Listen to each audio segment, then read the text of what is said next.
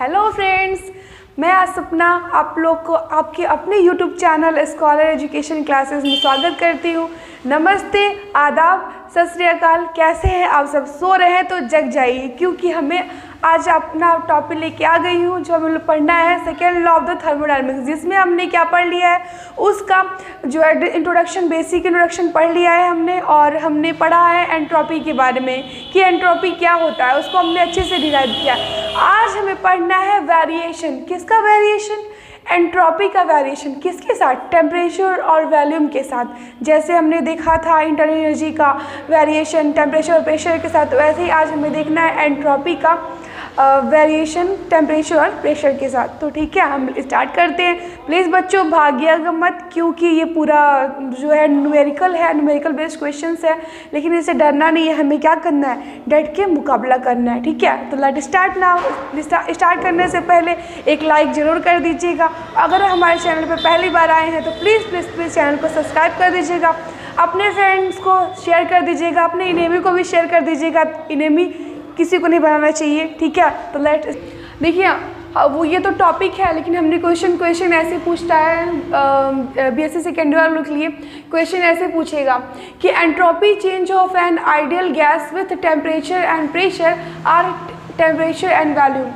Entropy का change बताइए किसी आइडियल गैस में टेम्परेचर और प्रेशर के साथ। एक बार टेम्परेचर और वॉल्यूम के साथ और एक बार प्रेशर के साथ हमें चेंज देखना है, और एक बार आपको देखना है प्रेशर और वॉल्यूम, एक बार टेम्परेचर और प्रेशर के साथ और एक बार टेम्परेचर एंड वॉल्यूम के साथ। ठीक है, तो देखिए हमको पहला टॉपिक है variation of delta S entropy, that means with temperature and pressure and temperature and volume के साथ देखना है। ठीक है, तो हमको पहला स्टार्ट करते हैं। Variation of delta S that means entropy with temperature and volume, temperature और वॉल्यूम के साथ हमको देखना है। ठीक है, या फिर इसको कह सकते हैं relationship between temperature and volume. तो इसको हम डिफाइन करते हैं पूरा अच्छे से। ठीक है, from a definition of entropy we have. Entropy के डिफिनेशन से हमारे पास है, हमने एंट्रोपी का डिफिनेशन क्या पढ़ा था? हमने एंट्रोपी वी हैव, एंट्रोपी की डिफिनेशन से हमारे पास क्या है? हमने क्या पढ़ा था कि ds इक्वल टू होता है dq अपॉन dt। हमने ये पढ़ा था एंट्रोपी का, ये हमने इक्वेशन पढ़ा था। ठीक है, तो इसको हम लोग इक्वेशन 1 कर देते हैं। ठीक है, और फ्रॉम फर्स्ट लॉ से हमको पता है, फ्रॉम फर्स्ट लॉ हमारे पास क्या है? फर्स्ट लॉ से क्या होता है? हमने पढ़ा है कि डेल्टा ई इक्वल टू क्या होता है? Q प्लस W होता है। ठीक है, हमने एकदम अच्छे से देखा था, और जो नहीं देखा है एक बार फिर से मेरा रिक्वेस्ट है, बच्चों जाके देख सकते हैं आप। ठीक है, तो ये first law of the thermodynamics ये होता है कि डेल्टा ई इक्वल टू क्या होता है? Q प्लस W होता है। ठीक है, तो इसको हम डिफ्रेंशिएट के फॉर्म में मतलब चेंज लेंगे, तो इसको हम क्या कर सकते हैं? D E equal to D Q plus W कर सकते हैं। ठीक है, अब हम क्या करेंगे? ये जो डी क्यू, ये देखिए फर्स्ट लॉ से क्या होता है? डेल्टा ई इंटरनल एनर्जी क्या होता है? Q और W पे डिपेंड करता है ना, तो Q प्लस W होता है, हमने उसको पढ़ा था। तो यहाँ से इसको स्मॉल चेंज लेना है, तो यहाँ पे D कर सकते हैं, डेल्टा भी लिख सकते हैं, स्मॉल डेल्टा भी लिख सकते हैं। ठीक है, तो D E equal to D Q plus W हो जाएगा, DW यहाँ पे हो जाएगा। ठीक है, यहाँ पे प्लस DW हो जाएगा। ठीक है, अब इसको हम पक्षांतर करते, दैट मीन्स इधर शिफ्ट करते हैं, तो यहाँ पे डी क्यू इक्वल टू क्या लिख सकते हैं? डी ई प्लस किधर लाएंगे?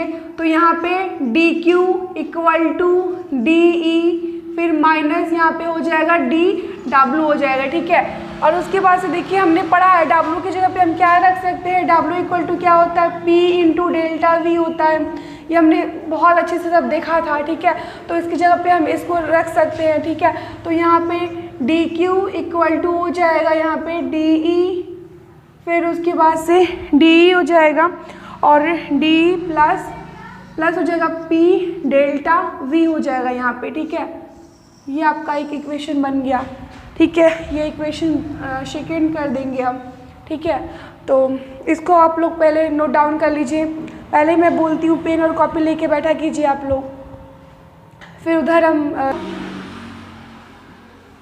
From first and second equation से हमारे पास क्या है, हमारे पास है, हमने देखिए यहाँ पे एक बार शिफ्ट कीजिए, यहाँ पे डी एस इक्वल टू क्या है, D Q upon D T है, ठीक है। ये हमने फर्स्ट इक्वेशन है हमारा, इसी का यूज़ करेंगे।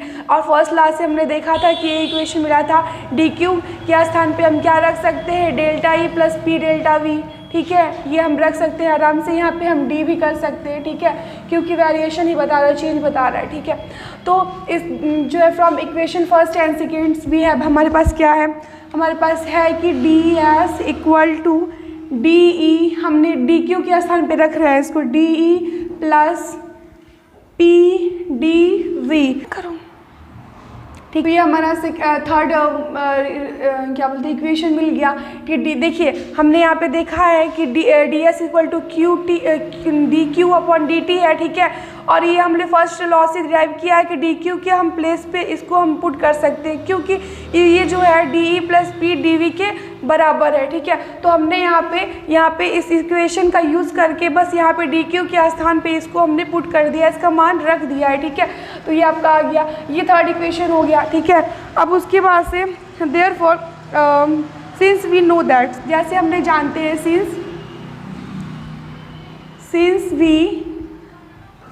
सिंस वी नो दैट, जैसा कि हम जानते हैं, अब हम क्या जानते हैं, देखिए हमने पढ़ा हुआ है कि सी वी इक्वल टू क्या होता है, delta E upon delta T.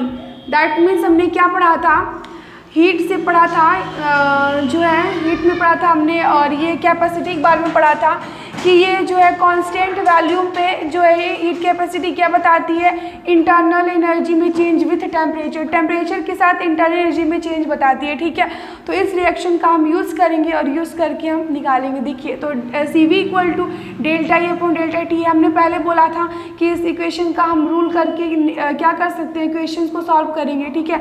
तो इसके स्थान पे जो है ऐसे सकते हैं, इसको हम जो है क्या बोलते हैं, डी है, ये डेल्टा है ना, तो चेंज बता रहे हैं, तो हम यहाँ पे डी भी कर सकते हैं, ठीक है। तो डी ई अपॉन डी टी और यहाँ पे सी वी कर सकते हैं, ठीक है। कांस्टेंट वैल्यूम पे हीट कैपेसिटी बता रहा है, इंटरनल चेंज विथ टेम्परेचर, ठीक है। तो इसको हम ये डी ई इक्वल टू क्या कर सकते हैं, सी वी इंटू डी टी कर सकते हैं, ठीक है। आराम से देखिए कर सकते हैं सी वी इंटू डी टी। तो ये आपका इक्वेशन फोर्थ हो गया, ये फोर्थ इक्वेशन हो गया। अब देखिए यहाँ पे हमने इसका यूज़ किया, इसका यूज़ करके इन और फर्स्ट लॉ का यूज करके हमने क्या किया, थर्ड इक्वेशन डिराइव किया। हमारे ये सब डिराइव करने का क्या मकसद है, हम रिलेशन स्थापित करना चाहते हैं, खोजना चाहते हैं किसके बीच में, टेम्परेचर और वॉल्यूम के बीच में, एंट्रोपी जो है एंट्रोपी के साथ, विथ एंट्रोपी के साथ, ठीक है। वेरिएशन हमको शो करना है, इसी के लिए हम इतना स्ट्रगल कर रहे हैं, ठीक है। सबको पकड़ रहे हैं, सबको डिराइव कर रहे हैं, सबको एक साथ ऐड कर रहे हैं, ठीक है। तो ये delta E equal to C V into D T हो गया, ठीक है। तो इस देयरफॉर हमारे पास क्या है, देयरफॉर हमारे टू क्या हो जाएगा, सी we D T P D we upon D T हो जाएगा, ठीक है। अब ये कैसे आया आप लोग सोच, अब एंट्रोपी है, ठीक है, एंट्रोपी में चेंज इक्वल टू क्या, यहाँ पे सी वी डी टी है, किसका मान है, ये आपका डेल्टा ई के स्थान पे आया, ठीक है। तो हम डेल्टा ई के स्थान पे इसको रख सकते हैं, बिल्कुल रख। देखिए हमने क्या पढ़ा है, सी we equal to delta E upon delta T होता है, वेरिएशन बताता है इंटरनल एनर्जी में विथ टेम्परेचर के साथ, तो इसकी जगह पे हम इसको रख सकते हैं, इसीलिए ना हमने इसको यूज किया है। तो देखिए इसके स्थान पे हम इसको इसके स्थान पे इसको रख देंगे, ठीक है। तो इस इक्वेशन का हम यूज़ करते हैं, तो डी एस इक्वल टू इसके स्थान पे हम क्या रख देंगे, ये सी वी डी टी, और उसके बाद से यहाँ पे प्लस डी वी है, इसको ऐसे ही उतार देंगे, अपॉन डी टी है, ठीक है। तो इसको ऐसे रख देंगे, इक्वेशन बन गया।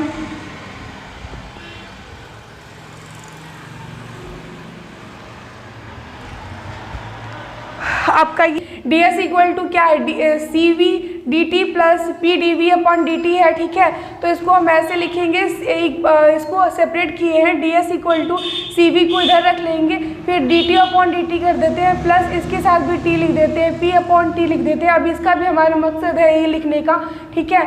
ये हमने पढ़ा है गैस के फॉर्मूले से, P B equal to NRT होता है, ठीक है। इसका भी हम यूज़ करेंगे, इसलिए हमने इसको ऐसे लिखा है और DV लिख दिया, ठीक है। ये इक्वेशन 5 हो गया। इसको आप लोग एक बार प्लीज़ इसको स्क्रीनशॉट ले लीजिए अच्छे से, क्योंकि हमें रफ करना पड़ेगा, फिर आगे लिख पाएंगे हम।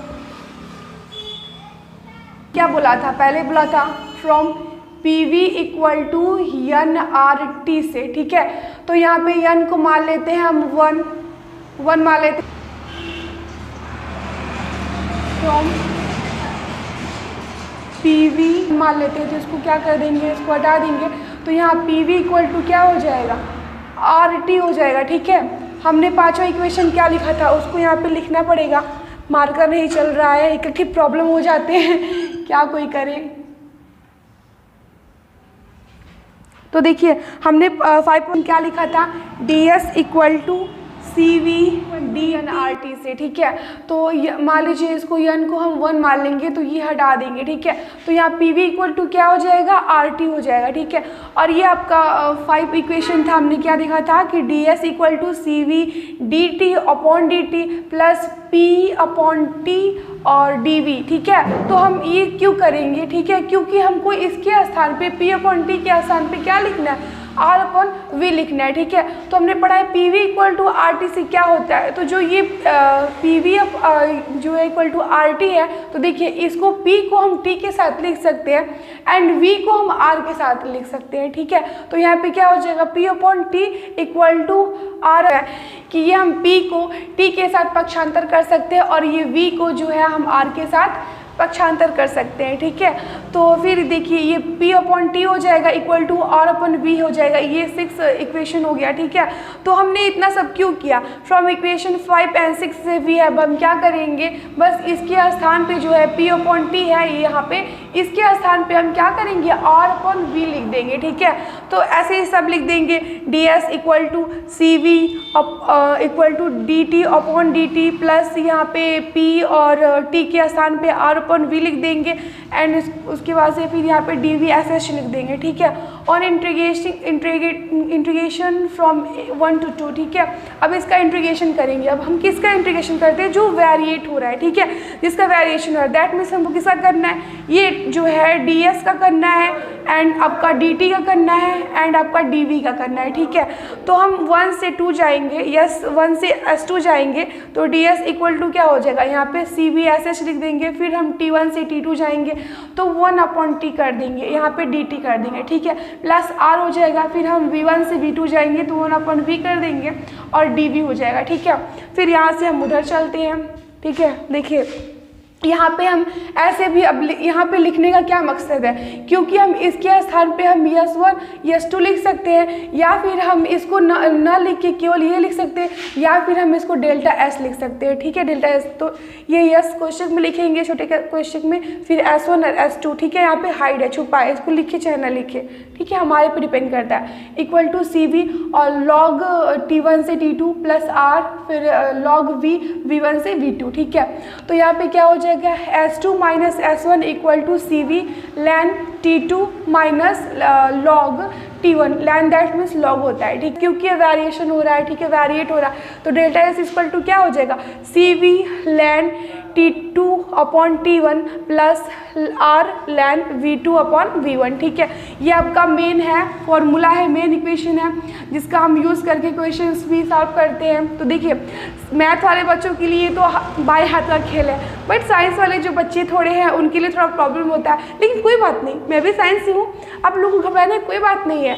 आप लोग देखिए सर हमारे बोलते थे कि पहले जो हमको मान लीजिए प्रॉब्लम होता है डेरिवेशन के लिए, तो हमको क्या करना है, वो मैथ के स्टूडेंट हो या फिर साइंस के हो, पहले क्या करना चाहिए, हमारा जो एम है उस पर पूरा फोकस करना चाहिए। पहले हमको क्या करना चाहिए, जो आंसर है उसको दिमाग में रखो, उसको पहले रखो और कॉपी पे पहले ही उसको लिख दो, कहीं ऊपर लिख दो कि ये ना गलत हो, ये ना भूले, जो मेन हमारा है वो ना भूले।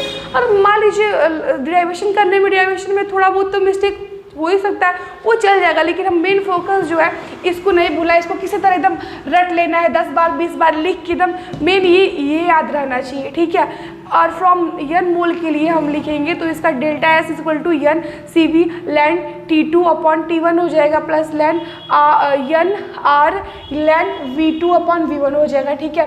तो ये आपका वेरिएशन हो गया टेम्परेचर और वॉल्यूम में, वेरिएशन एंट्रोपी के साथ, entropy with variation of entropy with temperature and volume के साथ। अब नेक्स्ट वीडियो में हम देखेंगे वेरिएशन किसके बीच में, टेम्परेचर और प्रेशर के बीच में। तो अपना गाइस यहाँ पे हम अपना लेक्चर ख़त्म करते हैं। प्लीज़ अगर वीडियो अच्छी लगी तो एक लाइक कर दीजिए, अगर हमारे चैनल पे पहली बार आए हैं तो चैनल को सब्सक्राइब कर लीजिए और अपने फ्रेंड्स में शेयर कीजिए यार, ठीक है। और पढ़ते रहिए, मस्त रहिए, अच्छे अच्छे मार्क्स आप लोग के आए, हम विश करते हैं गॉड से, नेचर से। और नमस्ते, आदाब, सत श्री अकाल, एंड अगेन मीट करेंगे आप लोगों से नेक्स्ट वीडियो में। तब तक के लिए पढ़ते रहिए, एंजॉय करते रहिए, bye bye, take care, have a nice day.